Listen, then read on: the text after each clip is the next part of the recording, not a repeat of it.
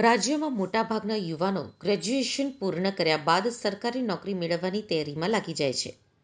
સરકારમાં સંરક્ષણ ક્ષેત્રે, શિક્ષણ ક્ષેત્રે, વીજ ક્ષેત્ર સહિતના વિવિધ ક્ષેત્રોમાં ઉમેદવારોની ભરતી કરાતી હોય છે. જ્યારે આજે સરકારી નોકરી મેળવવા માંગતા ઉમેદવારોના સપના રોડાઈ ગયા છે.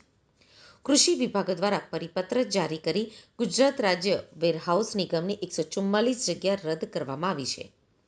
રાજ્ય વેરહાઉસિંગ નિગમના વિવિધ પદો ઉપર ભરતીને લઈને દરખાસ્ત રજૂ કરવામાં આવી હતી.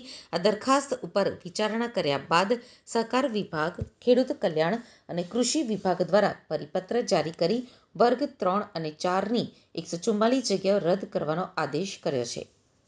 યુવાનો અત્યારે રોજગારને લઈને વધુ ગંભીર બન્યા છે. છેલ્લા કેટલાક સમયમાં યુવાનોમાં વિદેશ જવાનો ક્રેઝ જોવા મળ્યો હતો, પરંતુ કેનેડા સાથેના વિવાદ બાદ સ્થિતિ વધુ ગંભીર બની છે અને હાલમાં અમેરિકામાં ગેરકાયદે રહેતા ભારતીયોની વતન વાપસી થઈ રહી છે. ત્યારે યુવાનો સારી કારકિર્દી માટે સરકારી નોકરીની તૈયારીઓમાં લાગી ગયા છે.